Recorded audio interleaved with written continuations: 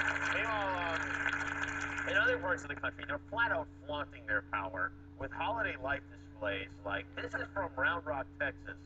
A lunatic there put 25,000 lights on his house to create an enormous holiday tribute to the game Angry Birds. Yes. Look at what this guy did.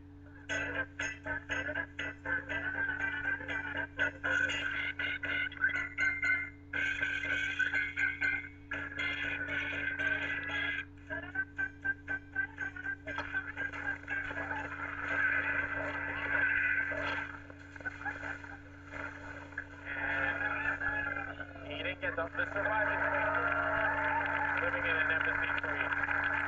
That'd be a fun neighbor to have, wouldn't it?